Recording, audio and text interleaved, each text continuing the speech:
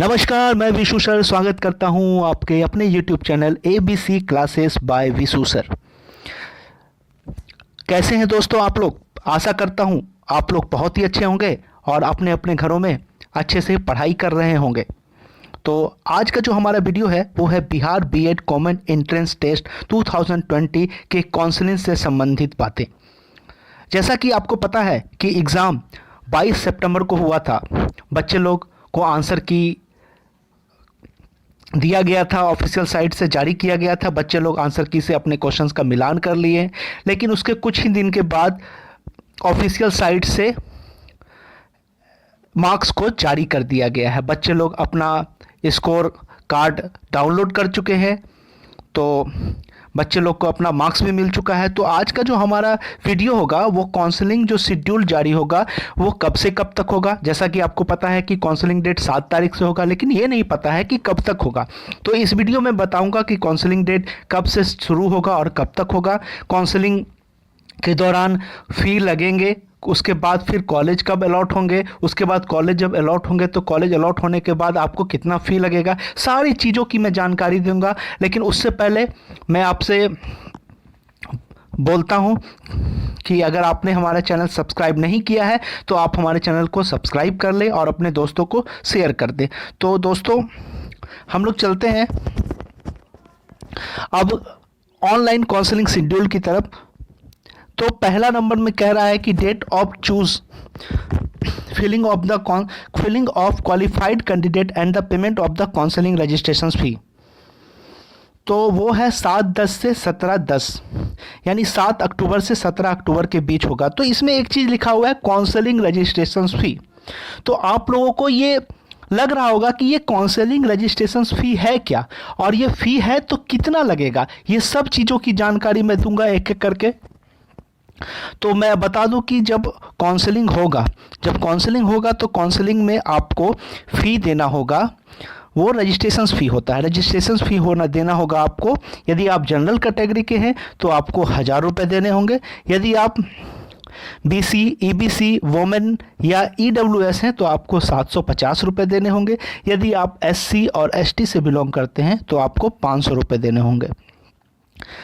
और ये फ़ी जो है वो एक बार दिया जाएगा, not be refund under any circumstances. किसी भी परिस्थिति में इस फ़ी को रिफ़ंड नहीं किया जाएगा। ठीक है दोस्तों। उसके बाद फिर कह रहा है कि जब आप फ़ी पेमेंट कर दोगे तो उसके 4 दिन के बाद, यानी 17 जो लास्ट डेट है उसके 4 दिन के बाद यानी 21 अक्टूबर को डिस्प्ले ऑफ अलॉटेड कॉलेज, उसके बाद फिर आपको कॉलेज को अलॉट कर दिया जाएगा।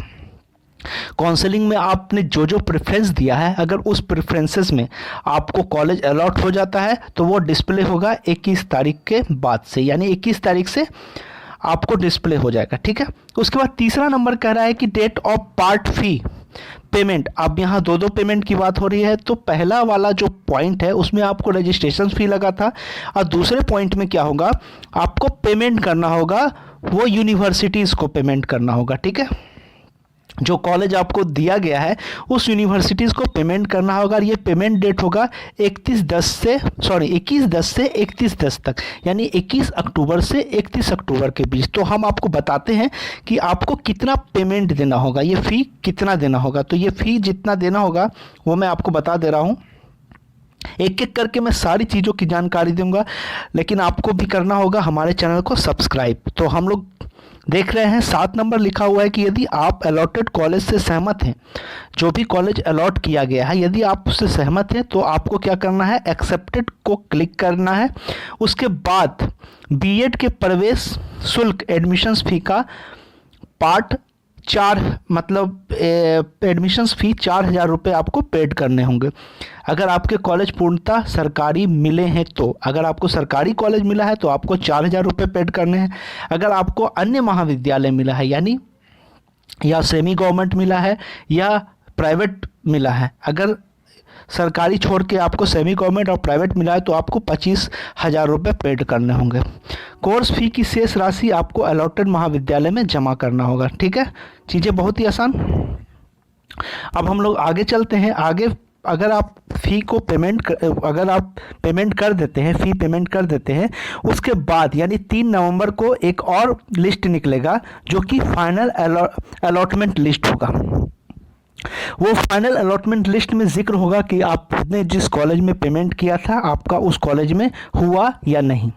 उसके बाद अगर उसमें हो गया है तो आपका physical verification of the document consulted the participating universities, जो भी अगर आपको पटना यूनिवर्सिटीज़ में हुआ है तो आपको पटना यूनिवर्सिटीज़ जाना होगा। अगर आपको भागलपुर यूनिवर्सिटी तिलका मांझी भागलपुर यूनिवर्सिटी से कोई कॉलेज मिला है तो आपको भागलपुर तिलका मांझी कॉलेज जाना होगा। किस लिए जाना होगा? तो आपको फिजिकल वेरिफिकेशंस ऑफ डॉक्यूमेंट दिखाने के, यानी आपको वहाँ पे फिजिकली प्रेजेंट होना है और वहाँ वेरिफिकेशंस कराने हैं। छठा नंबर, इसका डेट जो होगा वो 9/11 से 12/11, फिर 23/11 से 25/11। ठीक है, चीज़ें बहुत ही आसान। उसके बाद 6 नंबर पॉइंट कह रहा है display of the list of the student admitted in college. मतलब उसके बाद आपने यूनिवर्सिटी में आपने जो वेरिफिकेशंस कराया, ठीक है, अगर वो सही मिलता है तो उसके बाद फिर एक अलग सा लिस्ट निकलेगा जो कि 28/11 को निकलेगा। उसमें डिस्प्ले होगा कि स्टूडेंट को कौन कौन सा कॉलेज एडमिट किया गया है, ठीक है, कौन कौन सा कॉलेज मिला है। अब दुर्भाग्यवश कुछ ऐसे स्टूडेंट होते हैं जो कि पेमेंट तो कर देते हैं लेकिन उनका बाद में मन बदल जाता है कि नहीं मुझे बीएड नहीं करना है, मुझे कुछ और करना है। ठीक है, तो वैसे कैंडिडेट्स के लिए एक सीट खाली हो जाते हैं तो एक दूसरा लिस्ट फिर निकलता है। ठीक है, एक दूसरा लिस्ट निकलता है और ये जो लिस्ट होता है वो होता है online counselling schedule for vacant seat. यदि अप्लीकेबल होंगे, यदि सीट खाली रहेंगे तब ये निकलेगा, नहीं तो नहीं निकलेगा। ठीक है, तो उसके भी अलॉटेड कॉलेज जो होंगे वो आपको देने होंगे। उसका 16/12/2020 तक डेट है। फिर उसके बाद उससे रिलेटेड फ़ी पेमेंट करने होंगे जो कि 16/12 से 19/12 के बीच है। उसके बाद display of the final allotment, उसके बाद फिर फाइनल अलॉटमेंट लिस्ट निकलेगा। जो पहले सारे जो तरीका था उसी तरीका को अपनाया जाएगा। फिर physical verification of the documents, फिर उसी यूनिवर्सिटी से रिलेट में जाकर आपको वेरिफिकेशन कराना होगा। फिर एक लिस्ट जारी होगा 24/12/2020 को। तो ये तो था कि अगर सीट वैकेंट रहेगा तब। अब हम लोग चर्चा करते हैं कि स्टेट स्पॉट राउंड काउंसलिंग। अब क्या होगा कि स्टेट राउंड काउंसलिंग होगा फिजिकली, मतलब आपको भी वहाँ जाना होगा। डिस्प्ले ऑफ वैकेंसी का डिस्प्ले होगा। उसके बाद डेट ऑफ काउंसलिंग फिजिकल। उसके बाद फिर आपको डीडी से जो लोग ऑनलाइन नहीं करा सके, ये वो चीज़ है कि जैसे कि मैंने ऑनलाइन नहीं करा सका, मैं किसी कारणवश ऑनलाइन नहीं करा सका, तो जब सीट बचेगा तब उस हिसाब से आपको स्टेट स्पॉट राउंड, मतलब वहाँ पे स्पॉट में जो काउंसलिंग होगा उससे रिलेटेड है। ठीक है, उसके बाद फिर आपको लिस्ट सबमिशंस करना होगा बाय कॉलेज से आपको। तो ये सारे डेट्स हैं, ये सब देख लेते। एक चीज़ और मैं आपको बता देना चाहता हूँ कि रिजर्वेशंस बहुत ज़रूरी हो रहा है। तो इसमें अगर मान लिया जाए किसी कॉलेज में 100 सीट है, तो 100 में से 16 सीट जाते हैं एससी को,